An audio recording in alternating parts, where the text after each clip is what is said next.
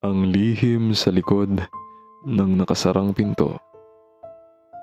Sa tuwing nakikita ko siya sa mga family reunion, suot ang kanyang plansyadong polo at sa kagalang-galang ng ngiti, hindi ko maiwasang mapangisi ng mapait sa aking isipan. Tinitingala siya ng lahat bilang disenteng negosyante, mabuting kaibigan ni Papa at responsableng tito. Pero hindi nila kilala ang Tito Marco na nakilala ko. Hindi nila alam ang init ng kanyang hininga kapag kaming dalawa na lang ang naiwan sa kanyang kondo. Hindi nila alam kung paano nagbabago ang malalim niyang boses mula sa formal na pakikipag-usap patungo sa mapanghangad na pag-ungol sa kalaliman ng gabi. Ito ang aming sikreto, isang laro ng apoy na alam kong nakakapaso pero paulit-ulit kong hinahawakan dahil sa kanya ko lang naramdaman ang ganitong klaseng pagkasunog. Ako si Jiro, 22 anyos, kakagraduate lang ng architecture. Bilang probinsyano na kailang mag-review para sa board exam sa Maynila, malaking problema ang matitirhan, mahal ang renta at ayaw ng parents ko na kung saan-saan lang ako titira. Dito pumasok si Tito Marco. Siya ang best friend ni Papa. Simula high school, hindi kami magkadugo, pero tito na ang nakagisnan kong intawag sa kanya. Bachelor siya, nasa edad 40 at nakatira sa isang malawak na kondo sa Makati. Sa akin na patirahin yung inaano ko, sabi ni Tito Marco habang kausap si Papa sa telepono. Malaki ang unit ko, sayang naman ang guest room, para na rin may kasama ako. Wala akong idea na ang simpleng offer na iyon ang magbubukas ng pinto sa isang mundong hindi ko inaasahan. Noong unang gabi sa kondo niya, na-intimidate ako. Ang linis ng bahay, amoy mamahaling air freshener. Si Tito Marco naman, kahit nasa bahay lang, mukhang mabagong pa rin. Nakasuot siya ng sweatpants at fitted shirt na bumabakat ang dibdib. Feel at home, Jiro. Huwag kang mahiya, sabi niya habang inaabutan ako ng susi. Salamat po, Tito, sagot ko. Ngumiti siya. Yung ngiting may dimple sa kalawang pisngi. Drop the po pag tayong dalawa lang. Masyadong formal. Marco na lang o Tito, bahala ka. Hindi ko alam kung bakit pero naramdaman ko ang pag-init ng tenga ko. May something sa aura niya na nagparamdam sa akin na maliit ako at siya ang may hawak ng mundo. Lumipas ang mga linggo at naging komportable na kami sa isa't isa. Si Tito Marco ay busy sa negosyo niya. Ako naman ay busy sa review center. Nagkikita lang kami sa gabi. Doon ko nagsimulang mapansin ang mga detalye. Napansin ko na mahilig siyang maglakad sa kondo nang nakatuwalya lang. Pagkatapos maligo, ang katawan niya ay well-maintained, may abs, malapad ang balikat at may tattoo sa likod na lalong nagpadagdag sa pagiging astig niya. Minsan, nahuhuli ko siyang nakatingin sa akin habang nag-aaral ako sa dining table. Seryoso masyado ah. Pupunahin niya, sabay abot ng kape.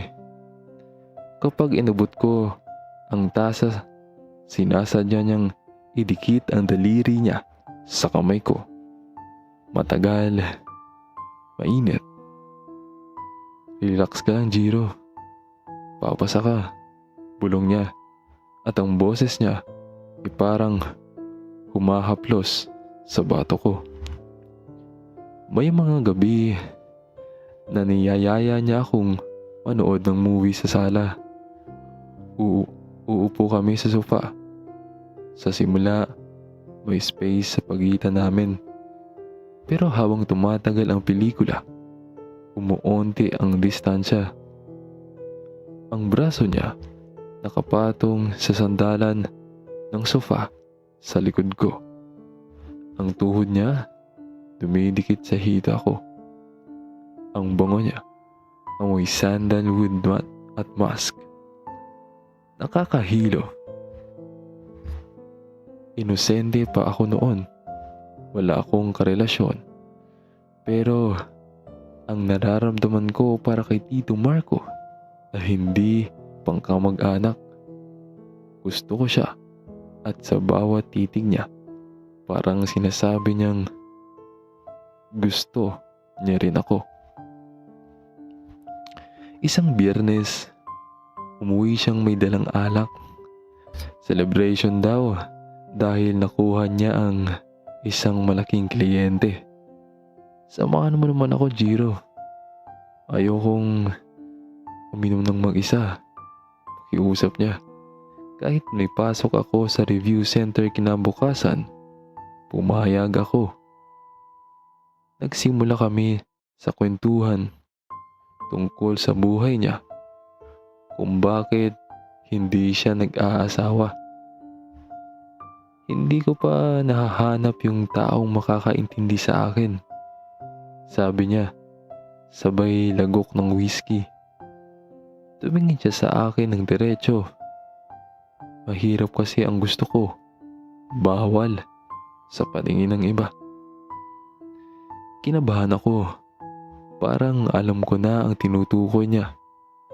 Habang nalalasing kami, nagiging mas malakas ang loob niya. Lumipat siya ng pwesto sa tabi ko. Ang hita niya nakadikit na sa akin ng tuluyan. Hinawakan niya ang baba ko at iniharap sa kanya. Alam mo, Jiro, ang gwapo mong bata. Bulong niya. Ang amoy ng alak sa hininga niya ay nakaka-intoxicate.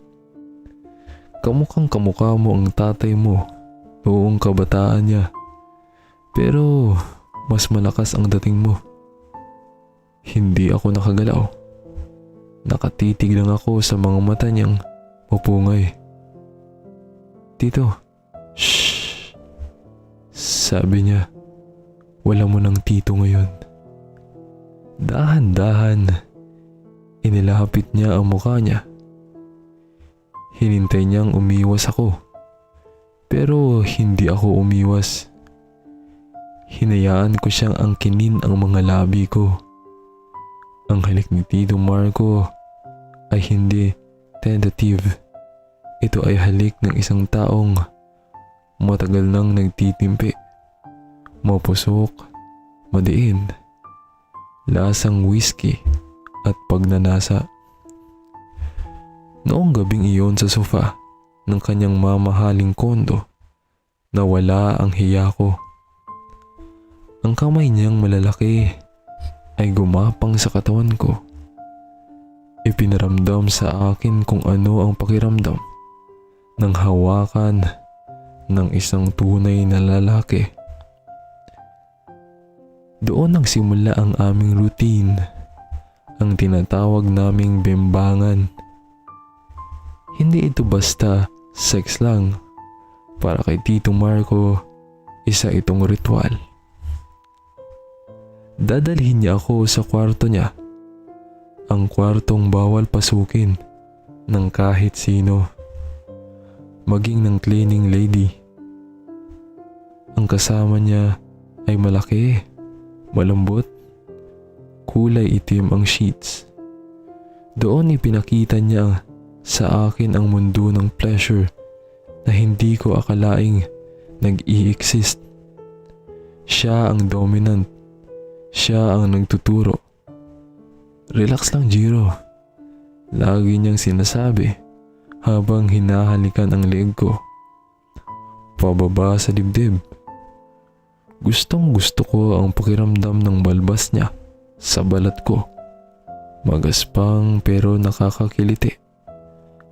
Ang katawan niyang maskulado sa ibabaw ko ay parang isang blanket ng proteksyon at init. Sa bawat ungol ko, nakikita ko ang satisfaction sa mukha niya. Ang galing mo, bulong niya sa tenga ko habang gumagalaw kami sa iisang ritmo. Akin ka lang, di ba? Opo, tito. Sa'yo lang. Sagot ko. Lunod na sa sensasyon. Ibang-iba siyang magmahal. Hindi nagmamadali. Bawat sulok ng katawan ko ay sinasamba niya. Minsan, inaabot kami ng madaling araw. Pagod na pagod. Pero ayaw naming bumitaw sa yakap ng isa't isa. Ang bimbangan namin ay naging takbuhan namin pareho. Para sa kanya, escape ito sa stress ng trabaho at sa lungkot ng pag-iisa. Para sa akin, ito ang awakening ko. Ito ang pagkilala ko sa sarili ko at sa klase ng pag-ibig na gusto ko. Isang pag-ibig na bawal pero totoo. Ang pinakamahirap na parte ay kapag may family gathering. Isang beses, nag-birthday si Papa.